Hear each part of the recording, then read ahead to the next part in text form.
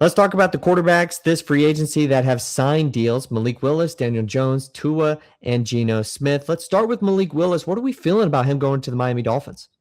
Well, I just want to say it's an interesting class of quarterbacks Yeah. that Yeah. you've said. Like I said, the talent pool this offseason is a little, dare I say, mid. But yeah, okay. If we're starting with Malik, obviously we talked about the Dolphins a bunch. I didn't think he'd head over here. Obviously, when we filmed that video, we weren't really sure what was going on with Mhm. Tua.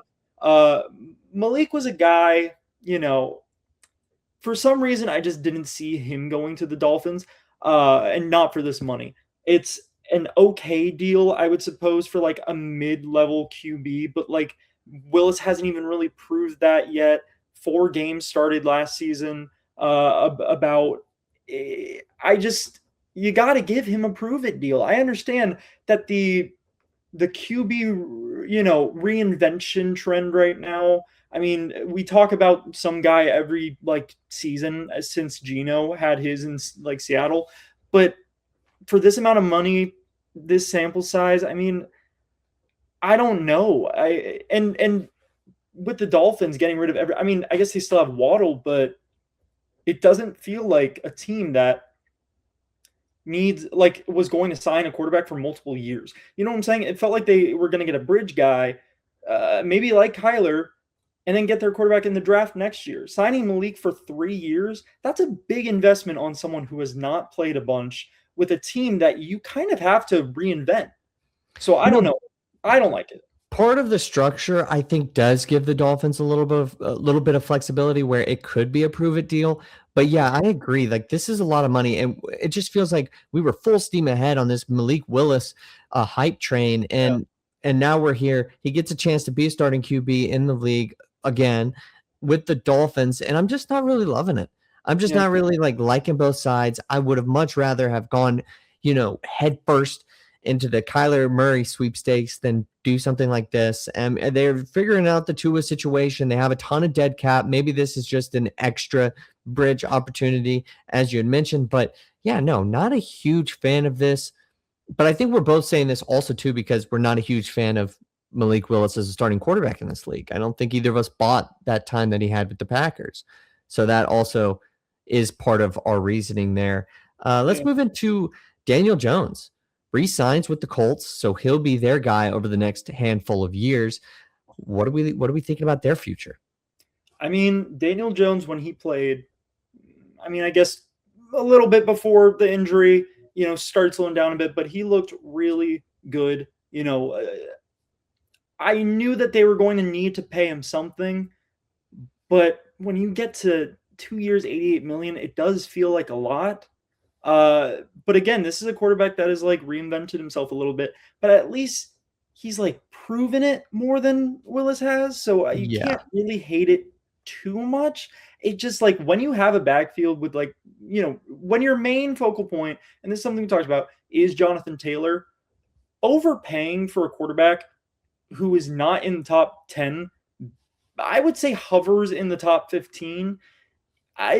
It raises some concerns for sure. Daniel Jones has proven that he can take a team or lead a team to the playoffs. Mm-hmm. When you give him an amazing running back, weapons on the outside, and a competent defense, he can do that. That is worth a payday in the NFL. I'll give you that. Yeah. But beyond the normal amount of money that you would want to shell out for a quarterback, and I know it's inflated, you Yeah. have to be careful because as far as the playoffs are concerned, we've seen nothing like nothing to me that would warrant that amount of money. This is the largest 2-year contract I believe in NFL history. Yeah. Yeah. So no, thank you.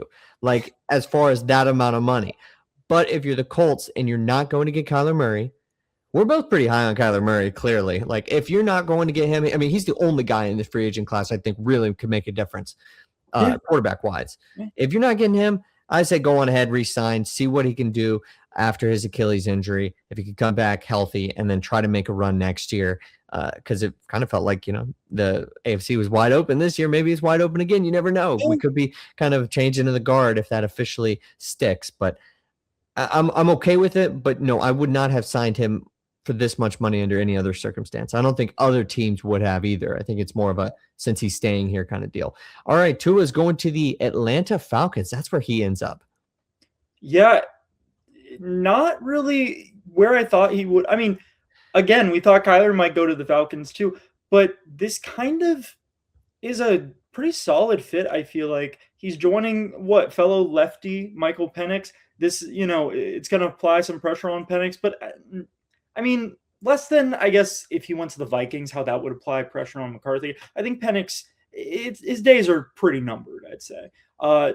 Tua actually might have a chance to start in Atlanta, which I thought this is going to enter his, bench riding era, but yeah, I mean, if he's in an offense designed around a lefty quarterback, maybe it's not like the end of the world for him. I don't know. I don't feel too much about this deal, but like, I guess in terms of fits, it's not like a terrible one.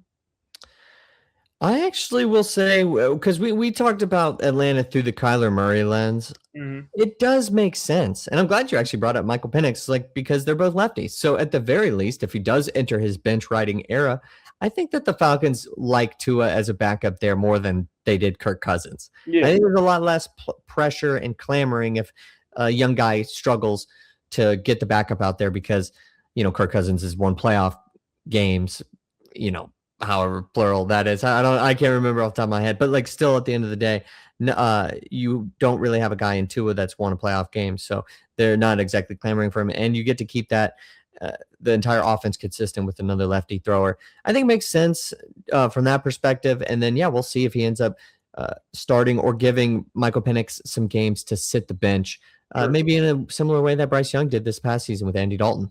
Yeah. All right, the last one that we have on this list is Geno Smith. He goes back to the New York Jets. He said he did not want to be on the Las Vegas Raiders, so that should tell you enough about the first overall pick in this draft. But Smith, back to the Jets. I mean, back where it all started. Obviously, we kind of had to put this one in, if we're talking about quarterback deals. But at the end of the day, the Jets are getting a starting quarterback. That's more than they can say about, Justin Fields. I mean, with Fields, he did start in the NFL. That's kind of it. At least Geno has shown flashes over the years. Maybe Geno needs another change of scenery. Maybe that'll do it. It's going to be interesting to see where they go this season at quarterback. Obviously, after Mendoza, I feel like the Jets are going to find a way to get a rookie quarterback, but after Mendoza, the talent just drops off a bit. So we'll see. I think Geno could be in line to start for the Jets.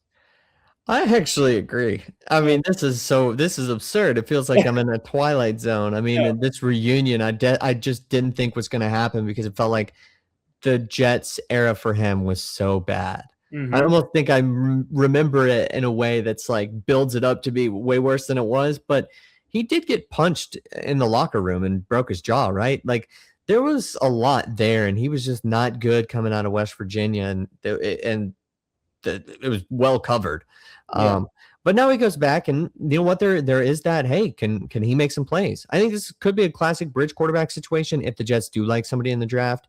But I'm okay with this. Also, too, Justin Fields, it gives him a chance maybe to compete in training camp and.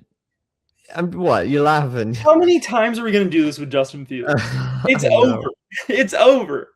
It's ridiculous. He threw such a pretty ball at Ohio State, Matthew. He was so good, man. It was unbelievable. I know he was throwing to NFL All-Pros, but yeah, I don't know. I think I'm just glad that he doesn't have to take the brunt of the Jets' issues, though. I think that's my main ending point with that is at least it's not Justin Fields' fault.